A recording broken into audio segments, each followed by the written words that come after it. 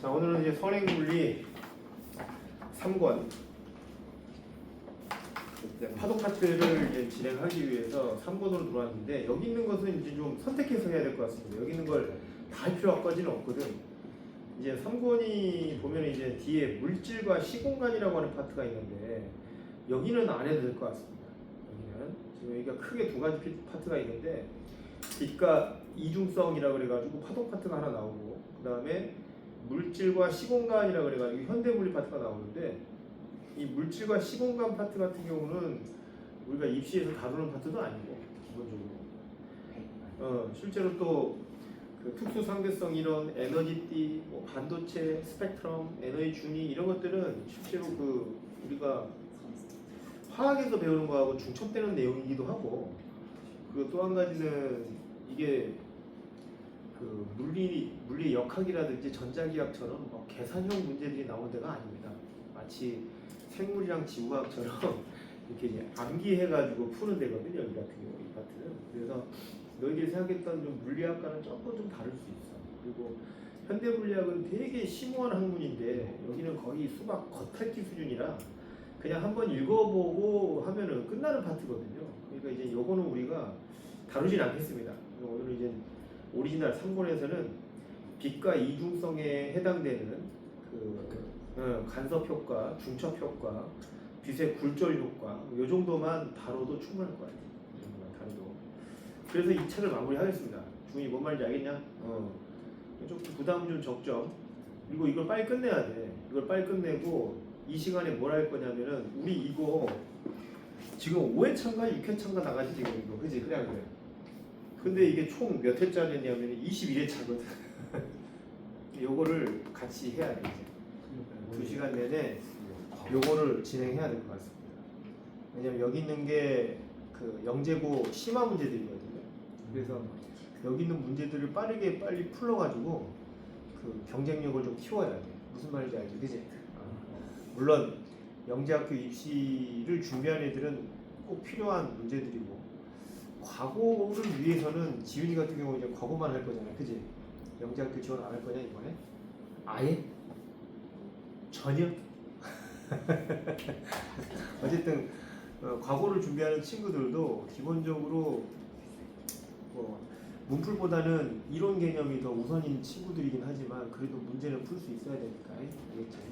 같이 풀어보면서 실력을 늘리면 분명하게 입시에는 오버스펙일 수 있지만 유리하다. 유리 좀 진행하겠습니다. 자, 어쨌든 오늘 서우가 안 와가지고 이거 주려고 했더니 안 되겠네. 세 번째 파트. 파동학에 대해서 한번 배워보자. 파동학.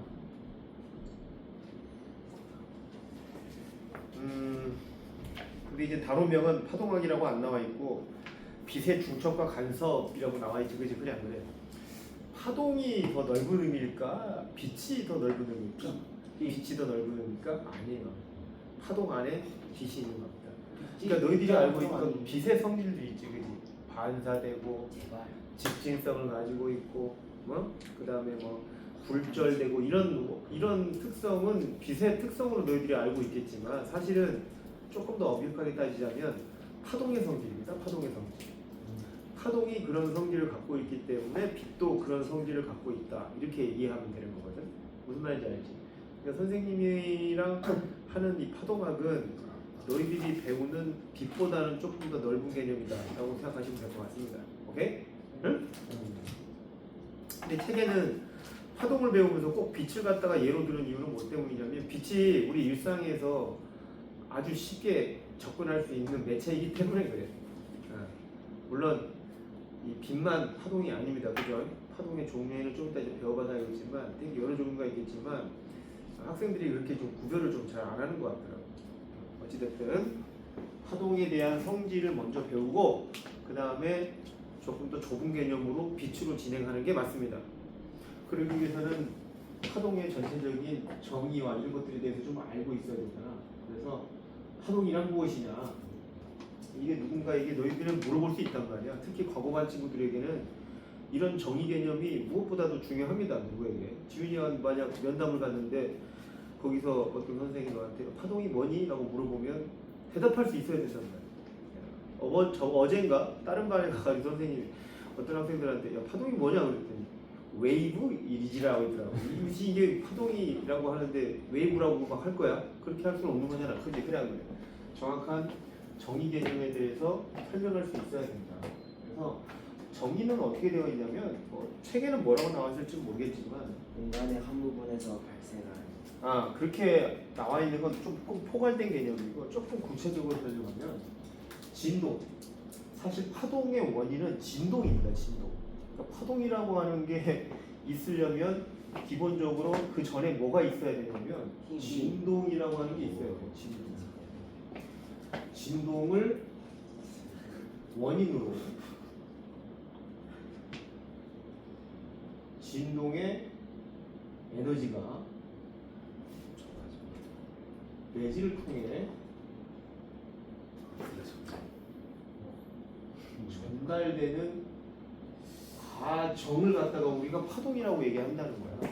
전달되는 과정을 파동이라고 얘기합니다. 즉 조금 더 구체적으로 설명하자면 에너지의 전달 과정이라고 핵심적으로 요약하면 에너지의 전달 과정이라고 이렇게 설명을 하면 그게 다다라고 생각할 수 있을 것 같아요. 이게 가장 핵심적인 겁니다. 파동이 뭐야? 라고 한다면 에너지의 전달 과정과 같다라고 생각하면 됩니다. 그러니까 이게 조금 이해가 안 되는 사람은 그걸 생각해 보면 돼. 우리가 이 파동 에너지는 사실은 진동을 원인으로 하고 있기 때문에 기본적으로 역학적인 에너지와 매우 유사합니다. 맞잖아. 물체가 진동은 위아래로 흔들거나 원운동을 하거나 진자운동을 하거나 이런 것이 기본적으로 진동운동인데 이러한 움직임은 역학적 에너지에 해당되지. 그지? 그래 안 그래? 맞냐? 이런 역학적 에너지가 내지를 통해서 전달되는 현상을 얘기하는데 근데 열에너지도 전달되는 과정이 있거든. 너들 뭐라고 배웠냐? 열에너지 전달 과정. 전도, 복사. 복사. 이게 열에너지의 전달 과정으로 배우잖아. 그치? 그래 안 그래? 열에너지라고 하는 것이 가만히 있는 것이 아니라 방금 세 가지의 형태로 다른 물질에게나 아니면 어떤 공간을 통해서 이런 열에너지가 전달된다고 배웠을 건데 파동도 그거야. 전도되는 복사처럼 에너지의 전달 과정 중에 하나라고 생각합니다. 근데 역학적 에너지가 내지를 통해서 지금 현재 이 공간에는 공기라고 하는 내질이 있죠. 그래 안 그래요? 선생님의 목에서 특히 여기 성대 있지, 그지? 이 성대 떨림, 진동. 이 진동이 뭐 때문에 가능한 거냐면 선생님의 생체 에너지 일부가 역학적 에너지로 전환된 거거든. 맞냐? 이 목소리 그냥 내는 거 아니잖아요. 맞냐? 맞아요. 선생님의 어떤 몸에 서 있던 이 에너지 일부를 역학적인 에너지로 바꿔가지고 지금 성대를 떨고 있는 거 아니야. 근데 단순히 떨고만 있는 걸 가지고 너희들에게 전달시킬 수는 없어. 여기 있던 이 떨림이 누구를 떨어야 돼? 주변에 있는 공기를 떨게 하고 그 떠는 공기가 어떠한 형태로 파동이라고 하는 이런 형태로 너희들에게 전달되어야 돼. 이해되지? 그지? 그래 안 그래? 그리고 그 전달된 에너지는 너희들의 고막을 진동시켜서 우리가 그 진동 에너지를 우리 뇌에서 느껴가지고 그걸 소리로 인식하게 되는 그런 시스템입니다. 그러니까 이 파동이라고 하는 것은 우리가 뭐냐라고 누군가가 물어본다면 그냥 딱 얘기해. 열에너지나 이런 것처럼 어떤 에너지가 전달되려면 그 과정이 필요한데, 맞지? 이 파동이라고 하는 것도 에너지의 내지를 통해서 에너지의 전달이 되는 과정을 얘기하는 겁니다. 이런 식으로 얘기하면 될 것 같아요. 그래서 파동 자체가 에너지입니다. 조금 더 포괄적으로 설명하면 파동이 뭐야 그러면 에너지요! 라고 해도 무방하다는 거죠. 방금 선생님이 얘기했던 이런 모든 개념들이 포괄적으로 함축될 수 있다. 파동이 뭐야? 잘 생각 안 나면 에너지요. 이렇게 해도 틀린 말 아니라는 얘기지. 네. 근데 저번처럼 파동이 뭐야? 그러면 뭐 이런 거요. 웨이브요. 뭐 이러고 있으면은 안 된다는 거죠. 오케이? 근데 에너지가 뭐예요? 그렇지. 또 에너지가 뭐냐고 물어보면 힘. 아니 느껴지는 너무너무 이게 에너지. 포괄적인 개념이야. 원동력. 그러니까 뭐의 원동력이냐라고 한다면은 물질을 구성하고 있는 기본 입자들을 운동시키는 에너지야. 사실 에너지 운동시키는 원인이야 그게. 그러니까 근본적으로 가게 되면은 이 세상에 존재하고 있는 기본적인 물리량이 뭐냐라고 한다면 그게 에너지야. 모든 물체의 실제 그 질량을 만들어주기도 하고, 물질을 구성하게끔 해주기도 하고, 맞냐 안 맞냐? 그리고 이런 우주의 근본적인 구성 자체는 에너지로 구성되어 있다라고 설명을 하고 있어. 그러니까 이 에너지가 뭐냐라고 물어본다면 우리는 단순하게 일을 할 수 있는 능력이요라고 얘기하는 것은 아주 거시적인 관점에서의 역학적인 내용에서만 얘기하는 거야. 조금 더 얘기를 하자면 그러면 운동의 근원이 에너지라고 한다면 그 에너지는 어디서 오는 거요? 라고 물어보면 조금 더 근본적으로 막 계속 얘기해야 된다. 더 들어가다 보면 결국은 우리가 입자의 운동을 갖다가 해줄 수 있게끔 해주는 그런 물리량으로서 우리가 취급을 하게 되는 거지 실제. 그래서 에너지는 너희들에게 에너지가 뭐야? 라고 물어본다면 너희들 입장에서는 그냥 딱 두 가지 정도로만 얘기할 수 있어. 일단 기본적으로 교과서에는 일을 할 수 있는 능력으로 정의되어 있습니다. 하지만 조금 더 근본적인 상황으로 가보면 우주를 구성하는 물리량입니다. 입자의 운동에 관여되는 물리량입니다. 이렇게 설명을 해야 되는 게 맞아요. 기본적으로. 무슨 말인지 알겠냐 이거? 그래서 사실 이 에너지라고 하는 것은 사실은 굉장히 너무 포괄적이고 그래서 너희들한테 묻는 사람들은 별로 없을 거야. 왜냐면 모든 원인이 에너지라고 봐도 무방하거든. 이 세상의 모든 원인이 에너지. 너희들이 지금 갖고 있는 질량, 그리고 너희들의 분자, 운동도, 너희들 구성하고 있는 입자들, 그런 거 다 전부 다 무엇 때문에 가능한 거냐면 에너지. 너희들도 일종의 하나의 에너지 덩어리. 무슨 말인지 알지, 그지? 그렇게까지 정의가 된단 말이야 이게. 응? 그래서 사실 우주의 아주 기본적인 근본적인 물리량이라고 하시면 될 것 같습니다. 이런 것들에 대한 설명이 필요하기 때문에 과학자들이 에너지라고 하는 물리량을 정한 거예요. 그래서 너희들 수준에서 누군가가 물어보면 가장 적절한 답은 역학적으로 보면 일을 할 수 있는 능력입니다. 이렇게 얘기해 주는 게 맞고, 맞지? 그래 한 거예요. 왜냐하면 그 일을 할 수 있다라고 하는 것이 입자 물질을 갖다가 떨게 한다거나 진동할 수 있게끔 해주는 원인이거든요. 맞냐 안 맞냐? 맞아요.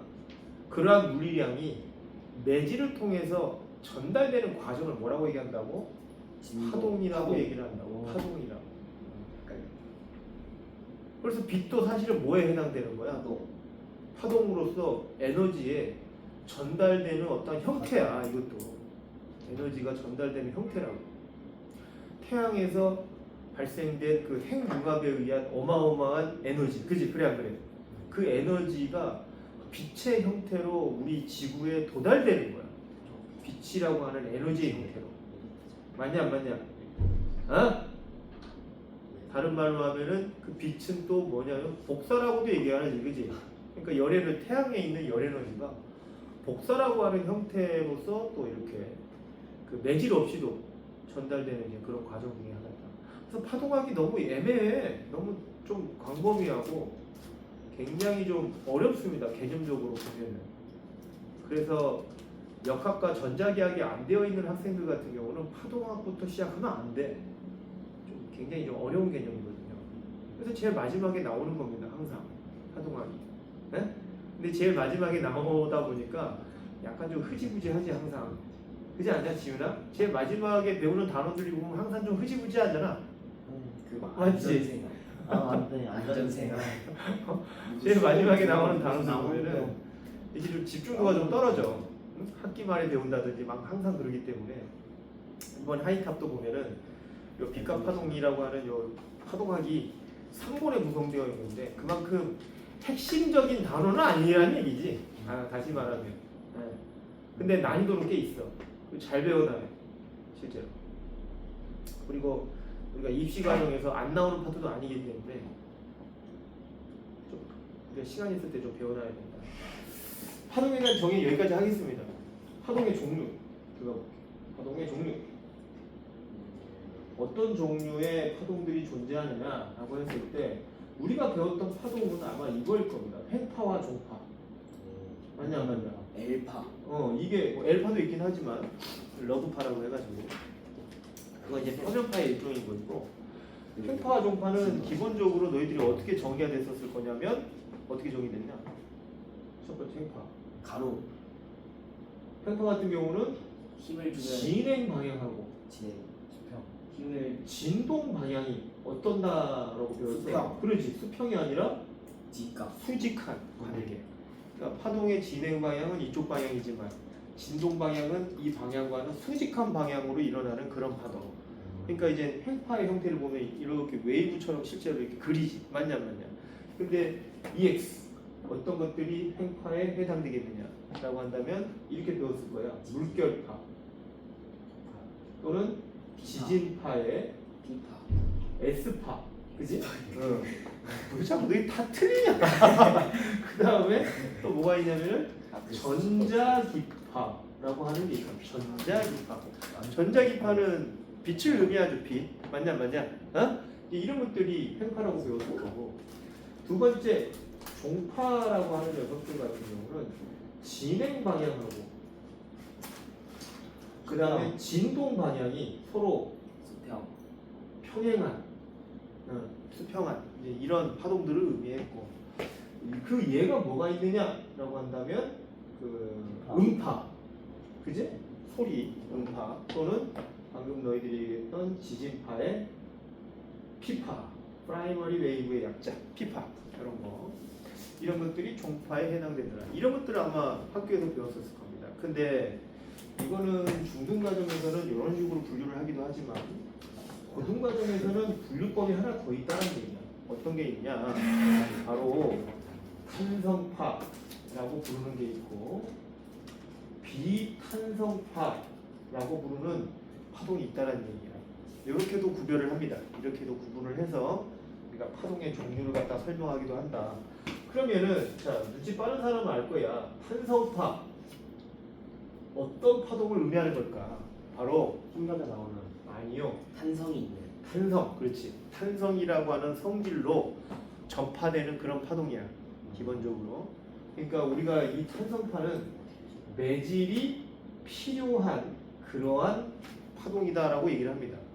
그러니까 탄성이라고 하는 성질을 통해서 전파가 되기 위해서는 뭐가 필요해? 반드시 매질이 필요해.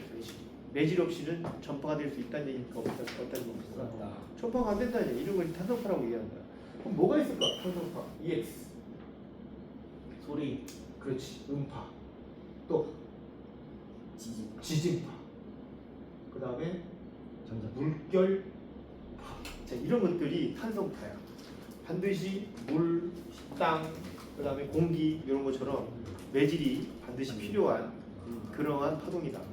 이런 식으로 매질이 없이는 전파가 안 된다. 그래서 우주에서는 우리가 대화를 할 수 있어 없어? 우주에는 진공이기 때문에 내가 아무리 크게 소리를 내도 너희들에게 선생님의 이 성대의 떨림을 전달할 수가 없기 때문에 소리를 갖다가 우리가 뭐 이렇게 듣거나 인식할 수 없다고 얘기를 하죠. 맞냐 맞냐? 그래 안 그래 이 새끼들아. 맞습니다.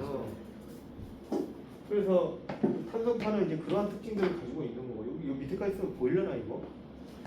뭐야? 보여? 두 번째 안 보여. 비탄성파 보이냐? 보여요. 비탄성파는 그럼 뭐겠어 이거? 비탄성파 말 그대로 얘네들은 매질이 필요 없어. 매질이 필요 없어. 매질 없이도 전파가 가능하다. 그렇지. 복사 비처럼. 그래서 이런 비탄성파는 어떤 애들이 있느냐라고 한다면 바로 전자기파라고 하는 것이 이제 여기에 해당된다. 그럼 여기서 한 가지 물어볼게. L반은 모르더라고. K-L반은 모르던데 이 전자기파가 뭘 얘기하는 거야? 이 전자기파가 뭘 얘기하는 걸까 이거? 뭐더라? 그 우주 배경복사. 개소리야 또 갑자기 무슨 우주 배경 복사야. 아그 전자들 전자기파는 뭐지? 빛입니다. 일종의 빛은 빛이에요. 지연아, 전자. 빛은 빛인데 무슨 빛을 얘기하는 걸까 저게? 우리가 적외선 적외선 지금 잘 얘기했는데 빛이라고 불리우는 것들은 종류가 되게 많아. 기본적으로 어떻게 구별을 해놨냐면 진동수의 크기에 따라서 구별을 다 해놨어 과학자들이. 그러니까 진동수가 얼마냐에 따라서 이제 광양자설에 의하면은 진동수가 그 빛의 에너지를 뜻하는 이제 그런 물리량이라고 해가지고 그 에너지의 크기에 따라서 빛의 종류를 싹 나눠놨단 말이야. 그래서 진동수가 가장 큰 빛 우리가 뭐라고 부르냐면 그런 애들을 감마레이라고 부릅니다. 감마레이 들어봤냐? 많이 들어봤어. 감마레이 들어봤지? 그 마지막 그 헐크 되는 거 있잖아. 영화에도 나오죠. 그 감마레이가 눈에서 보면은 무슨 색깔로 보이냐면 초록색으로 보이거든요. 그래서 그 헐크가 초록색인 거죠. 감마레이 맞아. 네. 실제 굉장히 해로운 빛이고 사람이 맞으면 죽습니다. 굉장히 많은 양이 조사되면 있잖아요. 네, 죽어요. 그래서 핵분열 같은 거 일어난다고 가정을 했을 때 그때 엄청난 다량의 이런 감마레이가 이렇게 나오게 되는데 그때 어디에 써요? 잘못해서 피폭이 되면 돌아가십니다. 어디에 써요? 어디에 쓰냐고? 네. 쓰는 건 아니야. 쓴다기보다는 발견된 거. 이런 빛이 있다는 것을 발견했는데 핵분열, 핵융합할 때 다량의 이러한 빛들이 방출된다고 합니다. 이게 눈에 보이지 않아가지고 몰랐던 거야 옛날 과학자들. 그래서 막 마리키리도 막 이런 방사선이 나오는 막 물질들을 막 맨손으로 막 다루고 그러다가 60몇 빨리 살, 줬잖아요. 60몇 살에 죽었어. 수시에서 많이 써요. 어쨌든 많이 아프셨던 것 같아요 살아생전에. 그러지 않았을까? 맞지 않을까? 그지? 어쨌든 간말이 이런 것도 있고요. 얘보다는 좀 파장이 좀 길고 진공수가 조금 작지만 그 다음 녀석이 여기서 잘 알고 있는 엑스레이. 그렇지. 엑스레이. 그 다음에 UV. 이거보다 조금 더 파장이 좀 울트라 UV. 바이올렛. 울트라 바이올렛. 그지? 오, 자외선이라고 부르는 거. 찍었지. 그 다음에 이 다음 녀석이 바로 너희들이 잘 알고 있는 가시광선. 눈에 보이는 빨주노초 파남보 색깔을 가지고 있어서 우리가 인식이 가능한 광선. 그것보다도 파장이 조금 더 길고 진동수가 작은 적외선. 우리가 이제 열선이라고 얘기를 하는데 적외선. 맞으면 따뜻해요. 그러니까 너희들이 지금 현재 너희들은 적외선이 어떤 거냐라고 생각할 수도 있겠지만 너희들 몸에서도 지금 나오고 있습니다. 적외선. 네. 열선. 너희들 몸 만져보세요. 보면 이제 따뜻하지, 그지? 그래야 이 따뜻한 선이 사실 적외선의 형태로 방출되고 있는 거라고 보시면 됩니다. 그래서 너희들 갖다가 적외선 카메라로 이렇게 보게 되면 실제로 빨갛게 보이고 막 파랗게 보이고 이런 식으로 방금 적외선의 모습을 우리가 이직할 수 있는 거죠. 암 치료할 땐 못 써요. 암 치료할 때 쓰는 게 요거야, 간말이. 쓰이네. 요걸로 이제 암세포 작살내고 막 그러죠. 근데 근데 이제 문제는 이게 정상세포도 같이 작살내가지고 문제는 그래서 굉장히 부작용이 좀 심해요. 그래서 감마레이 저거 쓰는 거는 사실은 수술 전 단계에서 해볼 수 이제 절개하지 않고서 해볼 수 있는 최종 단계라고 보시면 됩니다. 이것도 해보고 안 돼서 저것도 해봤는데 안 돼. 그러다 보면 최종적으로 안 되겠습니다. 예, 방사선 치료를 해야 되겠습니다. 그래가지고 이제 저런 감마레이 같은 저런 조사를 시켜가지고 암세포를 사멸시키고 막 그러는 거지. 근데 저것만으로는 안 될 것 같습니다. 직접 개복해가지고 그 암세포를 떼어내야 되겠습니다. 그래서 이제 수술을 하는 거고. 예. 그렇습니다. 어쨌든 적외선 이 다음에 뭐가 있냐면 마이크로파. 마이크로파. 그 다음에 이건 마이크로파는 이제 거기 쓰는 거죠. 전자레인지. 그 다음에 그것보다 더 진동수가 더 큰 게 이제 자외선. 우리가 전파라 그러는데 전파도 나눠보면 되게 많어. 엄청 많습니다. 무슨 뭐 단파, 장파, 막 이런 식으로 해가지고 그 파장의 길이에 따라서 이 전파도 굉장히 많이 나오게 되는데 지금 선생님이 언급한 얘네들을 전부 다 뭐라고 불러요? 전자기파. 공통적인 특징으로 뭘 갖고 있는 거냐면 여기 있는 녀석들은 모두 다 매질 없이도 전파가 가능하다. 두 번째로는 3 곱하기 10의 8승. 네? 즉 30만 km/s라고 하는 아. 어마어마한 전파 속도를 가지고 있다. 다 똑같아요. 네, 다 여기 있는 것들이 다 그와 유사한 속도를 가지고 있는 녀석들입니다. 그래서 우리는 이런 빛들을 하나로 묶어가지고 전자기파라고 부른다는 겁니다. 알겠습니까? 알겠어 모르겠어 지훈이? 알겠어? 이거 알고 있는 내용이었어? 모르겠어? 자 이거 잘 알아두셔야 돼. 빛도 이런 식으로 나눈다는 거야. 근데 우리가 이제 이걸 얘기를 할 때 그래서 이걸 이만큼 여기 있는 것들 다 묶어가지고 우리 뭐라고 부르냐면 광의의 빛이라고 부릅니다. 광의의 빛. 뭔 뜻이냐면 넓은 의미의 빛이란 뜻입니다. 넓은 의미의 빛. 근데 여기 있는 요 과시광선만을 얘기할 때는 협의의 빛이라고 불러요. 협의의 빛. 이거 이제 좁은 의미의 빛이다 이렇게 얘기한다는 거죠. 근데 전자기파라고 부르는 이 용어는 광의의 빛에 해당될까? 협의의 빛에 해당될까? 광의의 빛에 해당된다고 보시면 돼요. 오케이? 근데 선생님이 이 횡파 파동의 종류를 왜 이렇게 시간을 많이 쓰느냐라고 한다면 굉장히 중요한 게 얘네들은 별로 중요한 거 없어. 솔직히 이미 이제 입시도 끝나서 이거 뭐 이거 나올 만한 내용은 아니야. 솔직히 고등 입시에서. 근데 얘네들이 왜 중요하냐면 얘네들이요 전파 속도가 달라. 이게 탄성파와 비탄성파가 얘네들이 매질에 따라서 전파되는 속도가 다릅니다. 아니 전파되는 속도가 다른 게 뭐가 그렇게 중요해요? 라고 할 건데 이게 나중에 굴절과 연계돼요. 굴절과 연계된다고. 너희들 배웠을 거야. 파동이 어느 쪽으로 꺾인다고 배웠냐? 이거 중학교 때 가르쳐 주잖아. 지훈이 어느 쪽으로 꺾이냐? 일반적으로 가르쳐 주냐? 어떤 선생은 뭐 미란 쪽으로 꺾인다. 뭐 어떤 선생은 뭐 파동의 속도가 느려지는 쪽으로 꺾인다. 뭐 되게 다양하게 알려준 것 같은데. 어? 매질이 다른 걸 만나면 꺾인다. 자, 그 꺾이는 원인은 속도 차이임이 밝혀졌어요. 근데 이제 어느 쪽으로 꺾이냐라는 부분에서는 확실하게 얘기해 줄게. 지금 얘기할 건 아니죠. 나중에 굴절할 때 한 번 더 할 거지만 바로 느려지는 쪽으로 꺾입니다. 일반적으로. 뭐 오른쪽에 느려지는. 무슨 오른쪽 왼쪽이 아니라 느려지는 쪽으로 꺾입니다. 느려지는 쪽으로 일반적으로. 예? 근데 그런 꺾임의 방향을 갖다가 알려면 기본적으로 매질 내에서 파동들이 어느 방향으로 해서 어디에서 느려지고 빨라지는지 알고 있어야 돼. 기본적으로. 맞냐 안 맞냐? 여기 있는 탄성파 애들은요. 조용히 봐. 고체, 액체, 기체, 진공 이 네 가지 매질에서 속도 차가 존재해요. 예를 들어서 음파로 얘기해 봅시다. 음파 어디서 제일 빠를까? 고체, 액체, 기체, 진공에서. 음파가 진공에서 제일 빨라? 아니야 이건 공기야 공기. 고체고 기체. 기체, 그치. 예. 자, 너희들이 알고 있는 이 음파 기체에서 가장 빠를 것 같지만 잘못 알았습니다. 일단 첫 번째 진공에서는 전달이 아예 안 됩니다. 그죠? 여기 있는 애들 모두 뭐야? 탄성파기 때문에. 그지? 근데 기체에서는 대략 어느 정도의 속도를 가지게 되냐면 340m/s 정도 됩니다. 이게 바로 너희들이 알고 있는 음속이죠. 음속. 340m/s. 근데 이 음파가 물로 들어가면 속도가 얼마로 바뀌는 줄 알아? 더 느려지죠. 그렇지. 1,500m/s. 더 빨라지는 거야. 뭐예요? 더 빨라지는 거예요. 너희들 잘못 알고 있는 거예요. 뭐야? 물 속으로 들어가면 더 빨라집니다.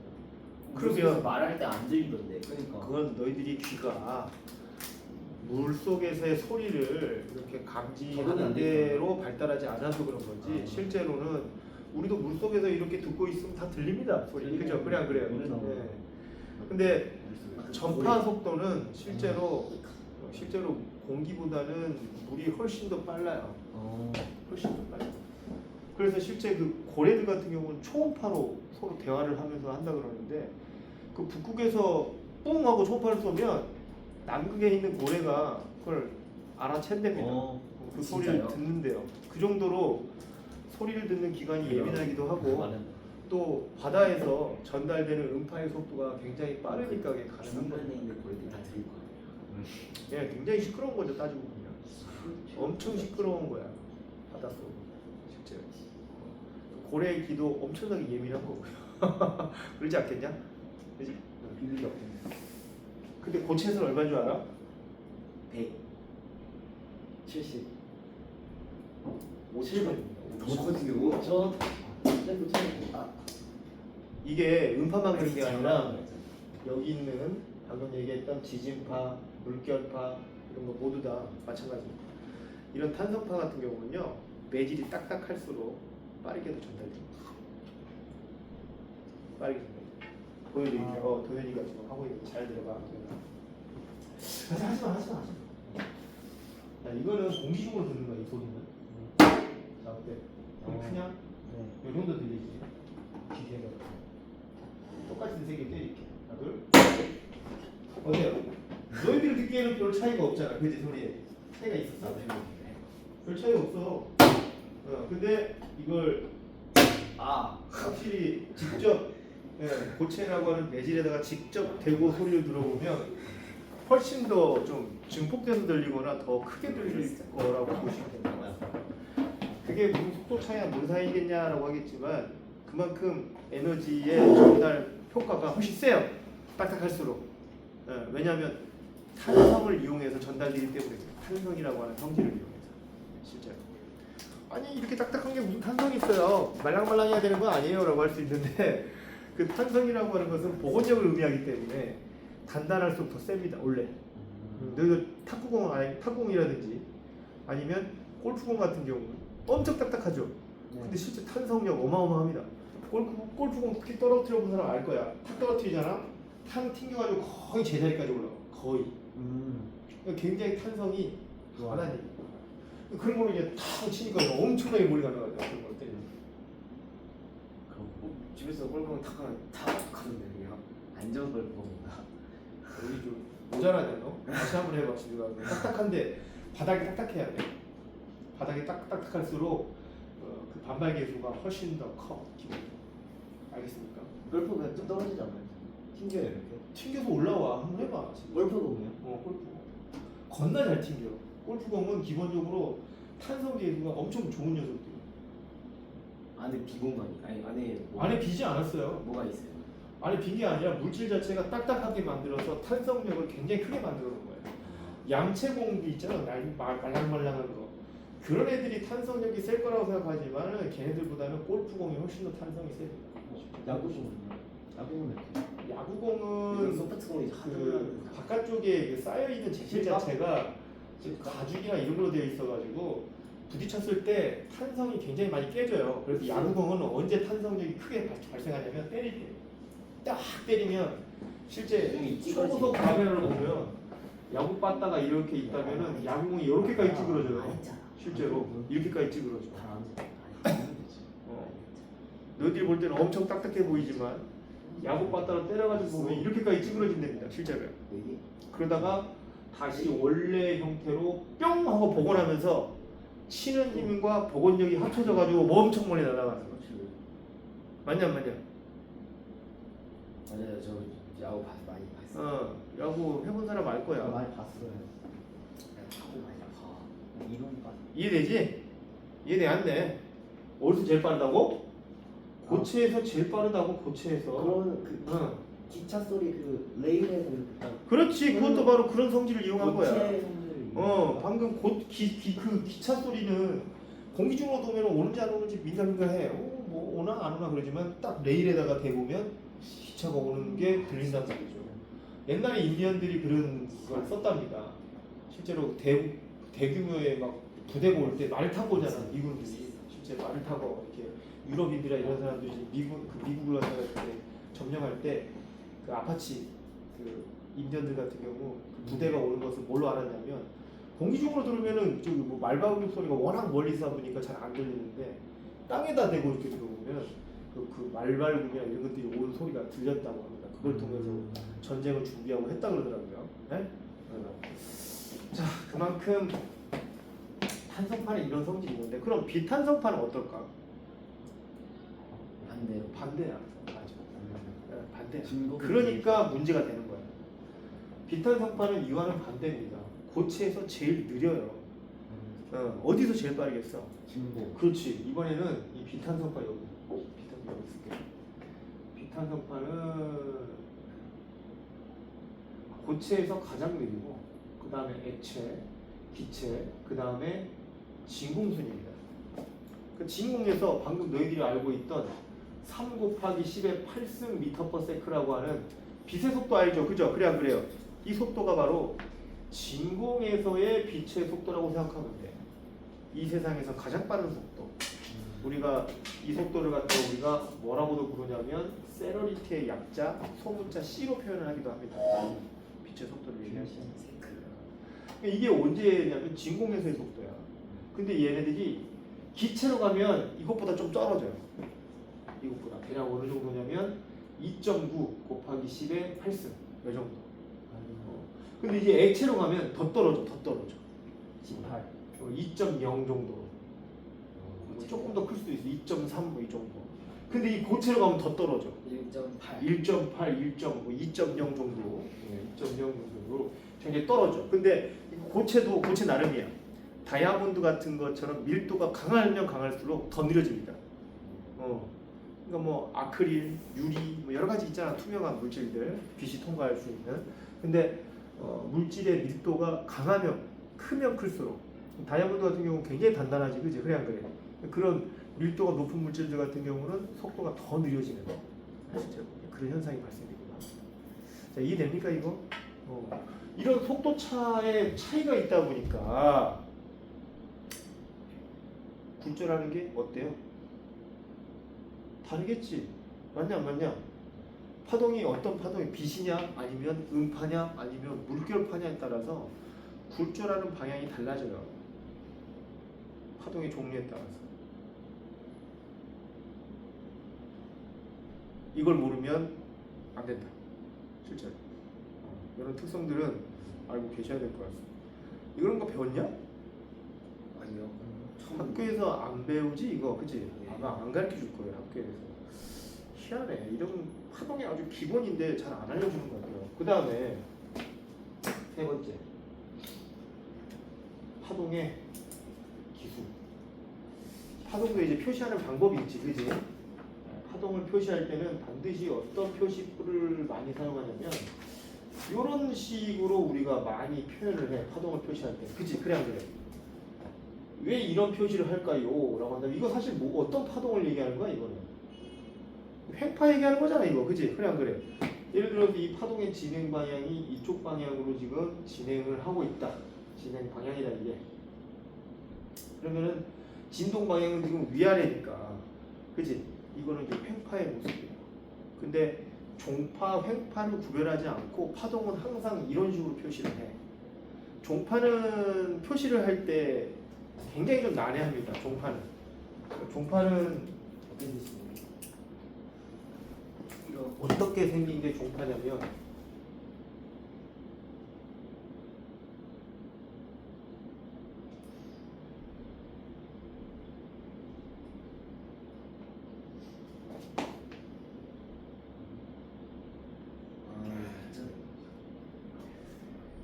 그게 좋구나. 자, 이렇게 생긴 종파야 이게. 이해했다.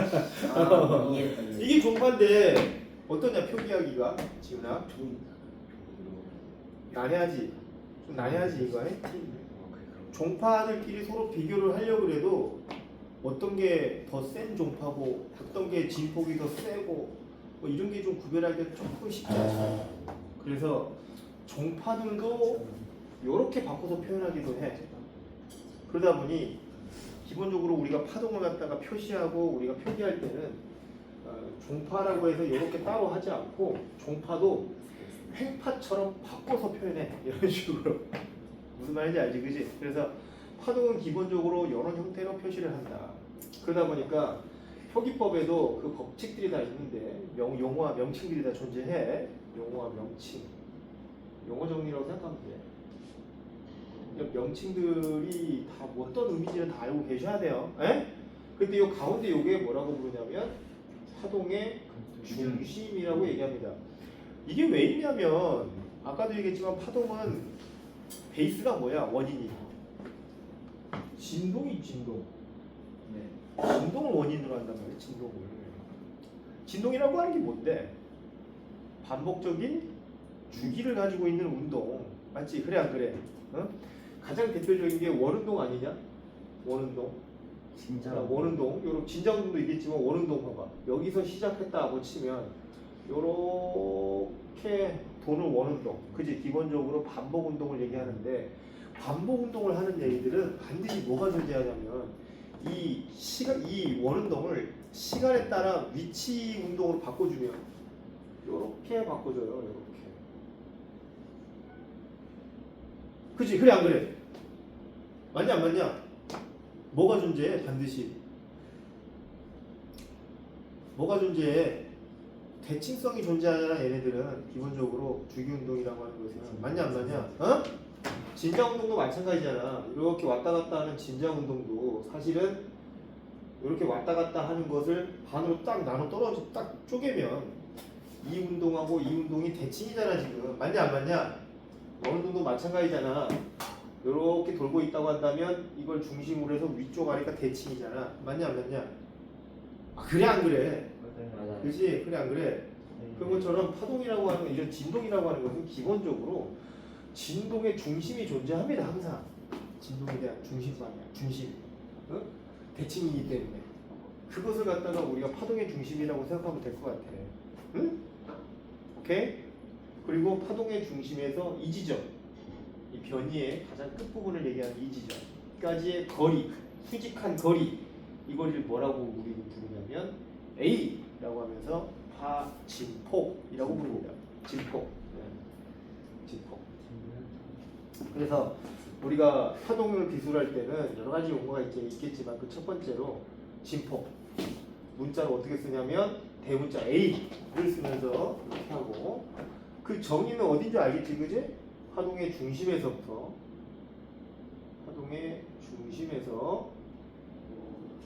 마루 또는 골까지의 수직거리를 의미합니다.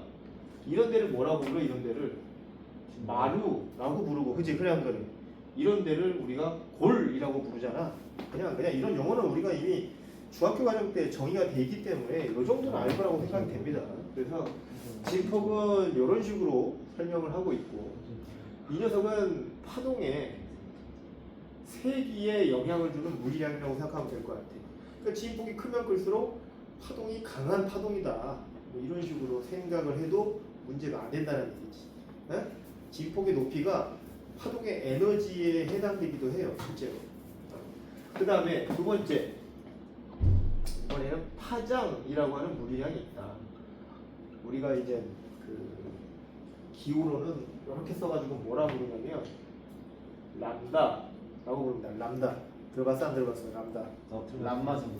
람마 말고 람다. 렘마 정리. 아 렘마 정리. 람다라고 부르고요. 엄마.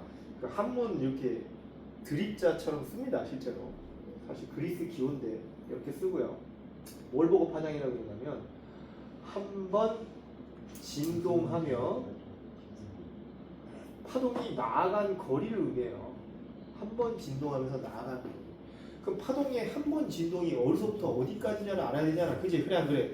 이것도 역시 원운동에서 그 예를 찾아볼 수가 있는데 여기서 시작을 해서 다시 원래 자리까지 되돌아올 때까지를 한 번 진동이라고 얘기를 해. 그지? 그래 안 그래?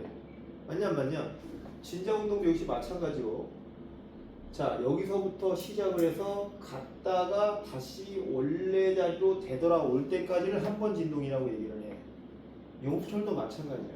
용철도 이렇게 되어 있다고 한다면 자 늘어난 길이를 x라고 했을 때 늘어났다가 다시 원래대로 되돌아올 때까지가 한 번 진동이야. 맞냐 안 맞냐? 그러면 여기서 어디서부터 어디까지일까? 라고 한다면 원운동도 시간에 따라서 변이를 나타내면 요렇게 된다 그랬지. 그지? 그래 안 그래? 여기까지가 뭐에 해당되는 거야? 여기까지가 한 번 진동에 해당된다라고 생각하면 돼 이게. 그래서 여기서도 역시 한 번 진동이면 여기서부터 어디까지냐면 여기까지입니다. 맞냐 맞냐? 파동의 중심에서 보면 또는 마루에서 보면 처음 마루에서 다음 마루까지의 거리 이 거리를 얘기하기도 하고요. 또는 파동의 중심에서는 방금 얘기했던 것처럼 이 거리이기도 하고요. 또는 골에서 다음 골까지의 거리도 뭐야? 똑같이 한 번 진동하면서 나아간 거리에 해당된다라고 생각하면 될 것 같아요. 이 거리를 뭐라고 얘기한다고? 파장. 람다라고 부른다고. 됐냐 이거? 이해됐지? 그 다음에 세 번째, 이러한 물리량만 있으면 참 좋겠지만 그 외에도 진동수, 주기라고 불리는 이 두 개의 물리량도 존재해. 이 두 개의 물리량은 항상 쌍으로 움직이는 놈들이라서 같이 배워야 되는 거거든. 진동수는 우리가 프리퀀시 약자로 F를 써서 표현을 하는데 진동수가 정의가 어떻게 되지? 진동수 정의가 어떻게 되지? 진동수는 1초 동안 진동한 매질의 한 점이 진동한 횟수. 횟수가 얼마냐 이걸 얘기해. 진동한 횟수가 얼마냐 기본적으로. 그러니까 똑딱하는 시간 동안에 방금처럼 이러한 진동이 몇 번 있었느냐를 의미한다는 거야. 오케이? 단위는 뭘 쓰냐면 좀 특이한 거 쓰는데 얘는 이렇게 쓰면서 헤르츠라고 부릅니다. 헤르츠. 과학자 이름에서 따온 거지. 헤르츠라고 부르면서 단위를 얘기해요. 10헤르츠. 무슨 뜻이야? 10헤르츠. 초당 10번 진동하는 파동이다. 뭐 이런 식으로 이해하면 된다는 얘기지. 반대로 주기는 뭘 의미하는 거냐면 한 번 진동할 때 걸리는 시간을 의미한다. 이게 한 번 진동할 때 걸리는 시간이 얼마냐. 시간이다 보니까 단위는 뭘 쓰냐면 얘는 이제 세크라고 하는 단위를 써. 주기. 대문자 t를 써요. 왜? 한 번 진동이라고 하는 진동을 묶어서 시간을 갖다가 표현하는 거기 때문에 진동의 주기는 항상 우리가 대문자 t로 표현을 한다. 이거 주의해야 된다. 같은 시간의 의미라 하더라도 이렇게 소문자 t하고 대문자 t는 엄연히 다른 거예요. 대문자 t는 기본적으로 주기를 의미하는 문자다라고 생각하면 될 것 같아. 여기뿐만이 아니라 이거 역학에서는 이 대문자 t가 텐션으로 많이 쓰지, 그지? 그래. 하지만 파동학에서는 주기를 의미합니다. F는 마찬가지. 그래서 이 두 개를 갖다가 우리가 매우 밀접한 관련이 있다고 배웠는데 이게 무슨 관계야? 이거 잘 보면 둘이 무슨 관계가 있어 지금? 자세히 보면 반비례. 그렇지, 반비례 관계. 얘가 커지면 얘가 작아지고 얘가 커지면 얘가 작아지는 서로 역수 관계라고 얘기를 해. 역수 관계. 그래서 t는 f분의 1이라고 하는 이런 관계로 표현하기도 합니다. 이건 이제 우리가 역수 관계라고 얘기하는 거죠. 그럼 마지막 다섯 번째, 파동도 분명히 뭐가 있어? 진행 방향이 있는 녀석이다 보니까 전달되는 속도가 있어. 파동의 진행 방향에 따라서 전달되는 속도, 이거 우리는 파동의 속력, 속도 이렇게 얘기를 하는데, 자, 요 놈은 우리가 문자 똑같이 써요. 역학처럼 V를 써서 표시합니다. 그래서 파동의 빠르기, 진행 방향에 대한 빠르기를 의미하는 거고요. 에너지의 전달 속도를 의미하는 거겠지. 맞냐, 맞냐? 어? 그럼 원래 우리가 속도 구하는 공식이 어떻게 되냐면 T분의 S. 원래 이 공식이야. 네. 그러면 파동학에서 이 파동의 속력은 어떤 공식으로 표현하는 게 가장 적절할까? T분의 그렇지. T분의 랍다. V. 자, 여기서 선생님이 가르쳐준 4개 공식 중에서 시간을 의미하는 건 뭐밖에 없었냐면 얘밖에 없었습니다. 한 번 진동할 때 걸리는 시간을 기준으로 해가지고 한 번 진동할 때 나아간 거리가 뭐야? 바로 파장이지. 그래서 요놈의 단위는 기본적으로 미터를 씁니다. 미터. 어? 여기 선생님이 또 단위 써놨어 지금. 써놨으니까 T분의 람다. 이게 파동의 속력 구하는 공식이야. 그러면 아까처럼 그러면 선생님 진동수와의 관계로도 표현이 가능하지 않을까요? F 람다. 그렇지. 이거 바꾸면은 F 람다라고 하는 이 공식도 파동의 속도를 구하는 공식이다라고 생각하시면 되겠습니다. 당연히 속력이기 때문에 단위는 미터 퍼 센트를 이용해서 표현한다고 보시면 돼요. 지금까지 설명한 게 바로 파동학의 가장 기본적인 이론이에요. 가장 기본적인 이론입니다. 이거 모르고 있으면 안 되는 거죠. 책에서 나와 있는 여러 가지 내용들이 있긴 하지만 선생님이 얘기한 것이 지금 가장 파동의 표시까지 해가지고 파동의 속력까지 기본적으로 표현한 내용이라고 보시면 됩니다. 너희들 책으로 따지면 12페이지까지 나와 있는 내용들이에요. 그것보다 조금 더 구체적으로 설명을 했습니다. 알겠습니까? 알겠냐 모르겠냐? 알겠습니다. 자, 그 다음에 두 번째로 배울 게 바로 중첩과 간섭이라고 하는 성질이야. 파동은요, 방금처럼 이런 기본적인 정의 개념과 용어 정리 외에도 아주 기본적인 성질이 두 가지가 있는데 그게 바로 중첩과 간섭이라고 하는 성질입니다. 중첩과 간섭. 들어봤냐? 중첩은 들어갔어요. 중첩 들어갔어? 간- 맞아. 중첩은 옛날부터 많이 썼던 용어이긴 한데 합쳐진다는 뜻이죠. 합쳐진다. 합쳐진다라고 생각하면 되는데 사실 중첩과 간섭은 같은 용어입니다. 사실은요. 같은 용어야. 간섭도 사실은 합쳐져 가지고 일어나는 현상을 의미하는 거거든요. 이게. 그러니까 이제 중첩은 좀 넓은 개념이라고 보시면 되는 거고 그 중첩 효과 안에 간섭이라고 하는 효과가 있는 거다라고 보시면 될 것 같아요. 그러니까 중첩 현상에 의해서 파동이 합쳐지면 그러면 어떻게 될 것이냐에 대한 내용입니다. 이 다음부터는. 자, 그 내용을 좀 설명을 해볼게요. 오늘 이론하느라고 시간 다 보내지, 그지? 네. 오늘 굉장히 중요한 시간이야. 파동학 처음 할 때는 용어 정리들이 되게 많이 들어가잖아, 그지? 이거 제대로 안 배우고 들어가면 이해가 안 되는 경우가 많아, 뒤에 가서. 잘 배워둬야 돼. 그래서 오늘 네 번째라고 할게요. 네 번째. 파동의 중첩. 그 첫 번째. 중첩에 대한 내용은 뭐 대충 알 것 같긴 해. 이제 합쳐진다는 얘기지. 중첩이란 중첩의 원리. 책에는 중첩의 원리로 나와 있긴 한데 파동의 변이가 중첩되는 효과를 우리가 일반적으로 중첩의 원리라고 얘기를 합니다. 파동의 변이가 뭐냐라고 한다면 이게 바로 아까 우리가 배웠던 A 진폭이야 진폭.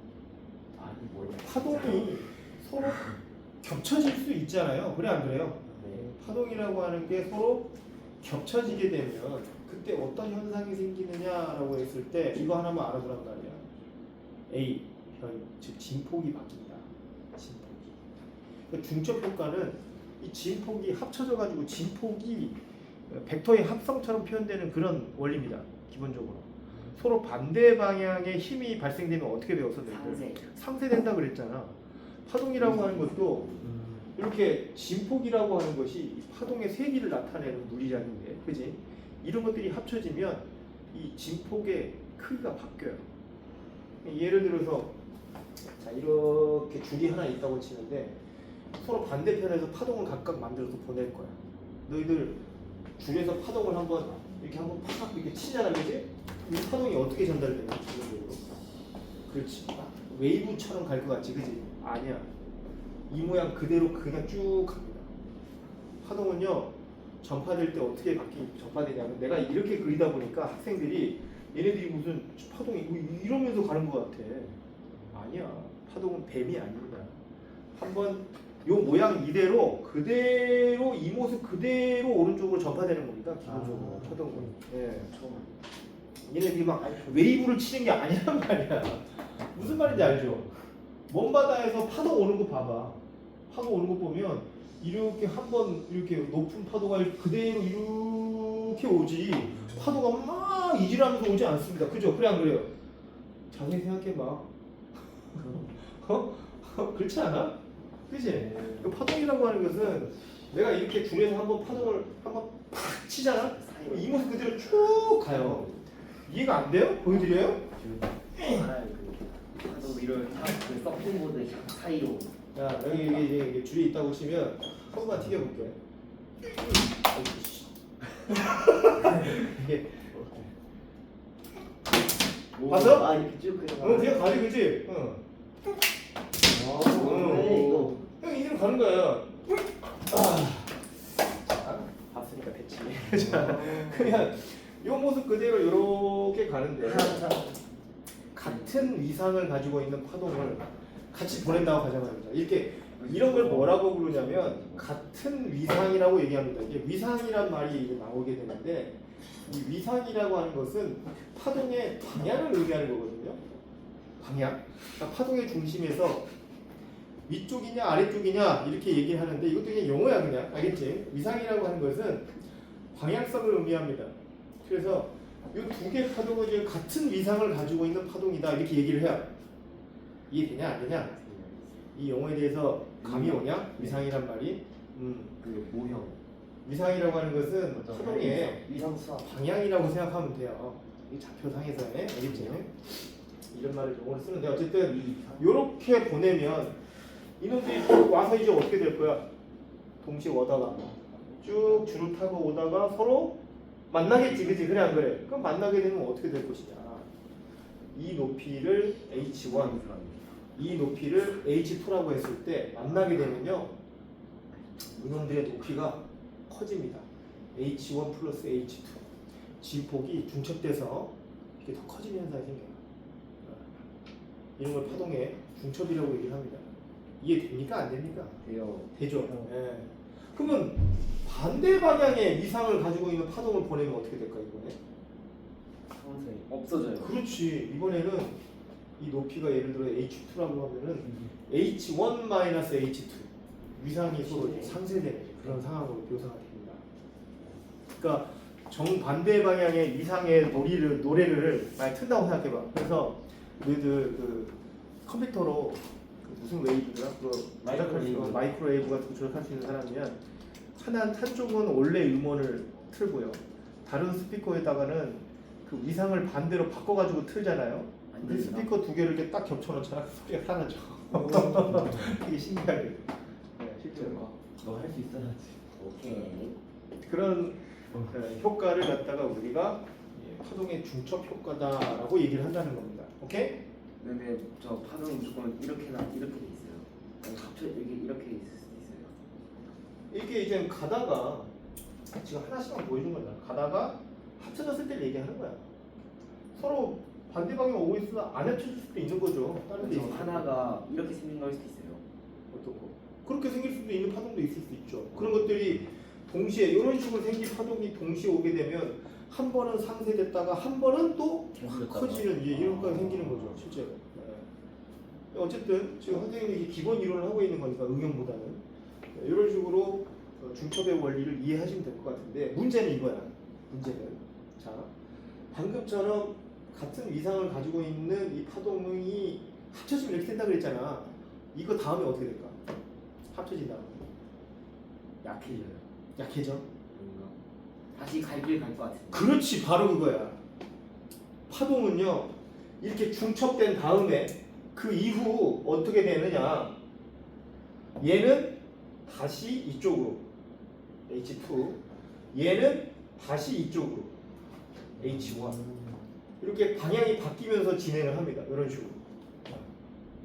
그러니까 얘는 지 갈 길을 원래 가는 거야. 그냥 한번 합쳐지긴 하지만 그 이후에 다시 분해가 됩니다. 나눠져서 나아가는데 이런 걸 뭐라고 부르냐면, 두 번째, 이것도 파동의 어떠한 성질 중에 하나인데 파동의 독립성이라고 불러요. 이런 것들을 파동의 독립성.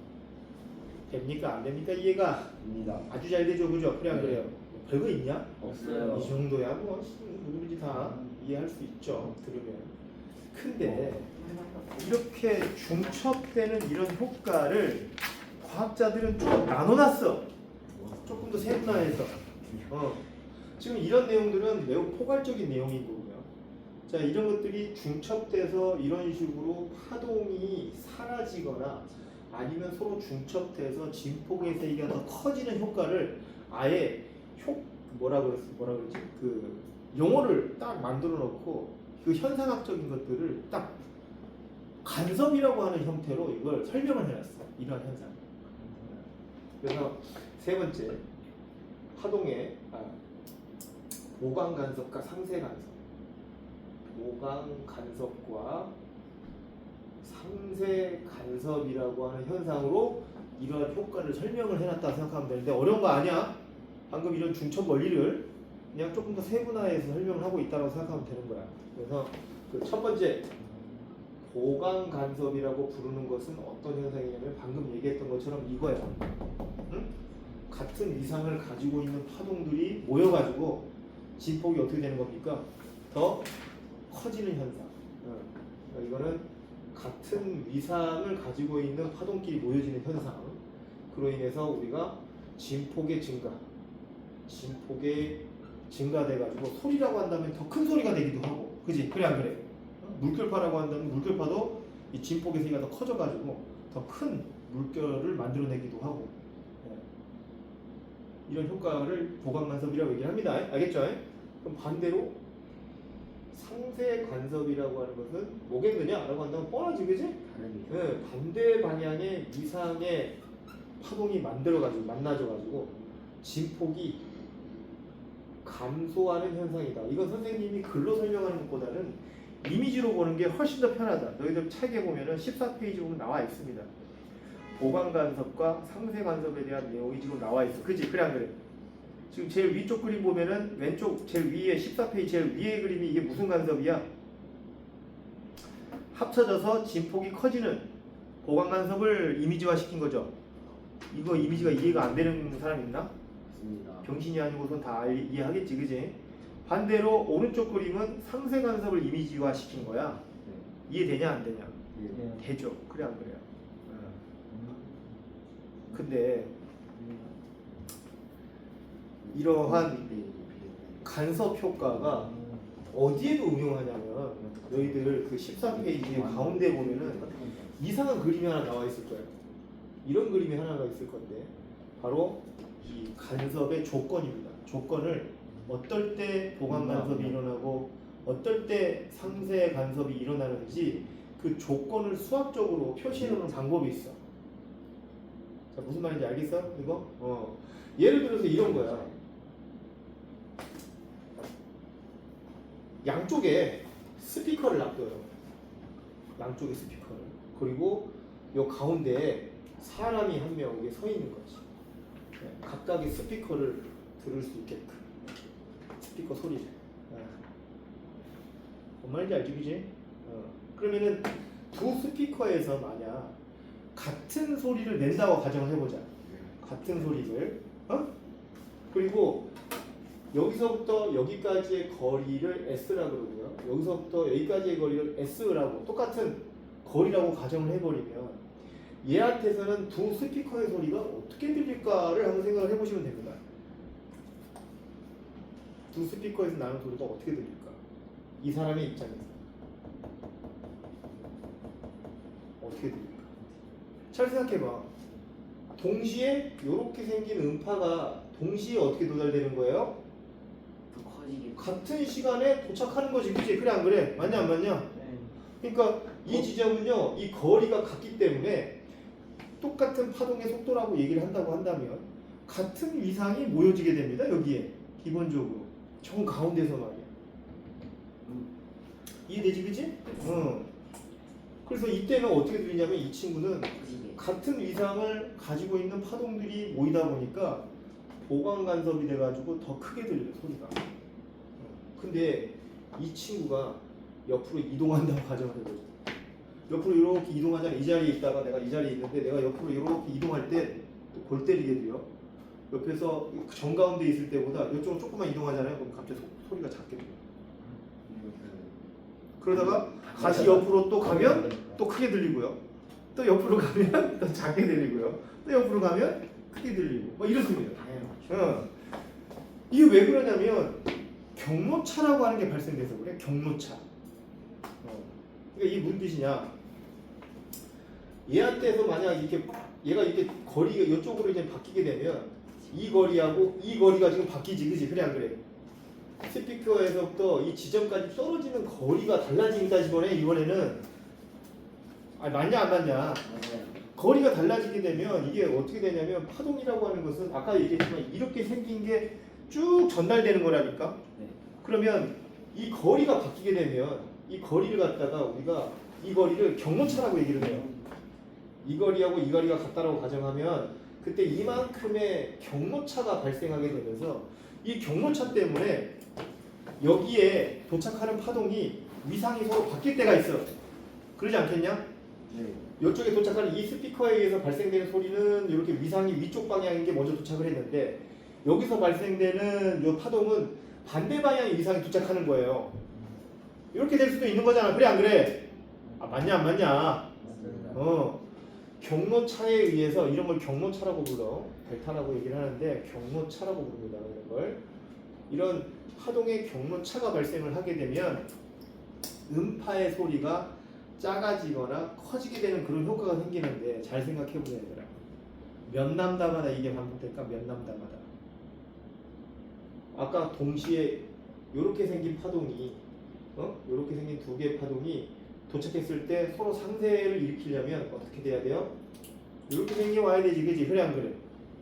그러니까 요만큼이 원래 요만큼 더 갔어야 되는데 얼마만큼의 차이가 나는 거야? 반파장. 그지? 그래 안 그래? 네. 반파장만큼의 경로차가 발생을 하게 되면 상세 간섭이 일어날 수 있다. 그래서 우리가 어떠한 지점에 대해서 보강 간섭이나 상세 간섭이 일어날 수 있는 조건을 뭐라고 정의하고 있냐면 반파장의 홀수배 또는 반파장의 짝수배 이제 이런 식으로 설명한다는 거예요. 이해되냐 안 되냐? 이해해요. 그래서 일반적으로 보강 간섭이 일어나는 조건은 우리가 어떻게 설명하고 있냐면 2분의 1람다의 EM 홀수 짝수배로 설명을 해요. 여기서 M은 0, 1, 2, 3 점점점 0부터 들어가면 아예 없지, 그지? 경로차가 없을 때 아니면 경로차가 여기 1 집어넣으면 얼마 돼? 1람다가 되지, 그지? 그래 안 그래? 맞냐 안 맞냐? 네. 이렇게 반파장의 그 홀수배, 정수배로 이렇게 표현을 한다는 겁니다. 반대로 상세 간섭은 어떻게 표현되고 있냐면 2분의 1람다의 EM-1 플러스 1 이렇게 해가지고 홀수배로 일 때 이런 보강간 상세 간섭이 일어난다고 설명을 하고 있습니다. 이렇게 하면 이제 반파장이잖아, 그지? 요거는 이제 람다 그 다음에 3 넣으면 얼마냐? 3람다. 2 넣으면 2 넣으면 2람다. 2람다. 그러니까 각각 람다씩 차이가 나면 이건 무조건 같은 위상을 가지고 있는 게 무조건 만나는 거잖아, 그지? 그러니까 이건 무조건 보강 간섭이 일어난다는 얘기야. 요거는 홀수배니까 2분의 1람다씩 계속 차이가 나는 거죠. 그래 안 그래요? 2분의 1람다가 차이 난다는 얘기는 방금처럼 이렇게 위상이 반대로 뒤집힌다는 얘기입니다. 이런 것들이 계속 만난다는 얘기야. 이런 데서는 어떻게 된다? 상세 간섭이 일어난다. 이해될까 안 될까? 됩니까? 그때 이런 것들이 바로 우리가 보강 간섭과 상세 간섭의 조건이라고 얘기합니다. 이거를 어떻게 외우는데 2분의 1람다의 짝수배, 2분의 1람다의 홀수배 이런 식으로 해서 보강 간섭은 짝수배, 그 상세 간섭은 홀수배. 근데 이렇게 암기하기보다는 그냥 의미로 알아두는 게 좋아. 2분의 1람다씩 차이가 나면 어떻게 된다고? 상세 2분의 1람다 차이 나면 그 외에는 보강이라고 생각하면 돼. 네? 네, 이렇게만 이해하고서 문제를 풀면은 별로 이렇게 헷갈리진 않을 거예요. 이것이 바로 경로차 방정식이기도 해요. 지금 방금 너희들이 배운 이 식이 경로차를 구할 때 이런 식으로 구하기도 한다는 얘기입니다. 경로차를 구할 때. 네?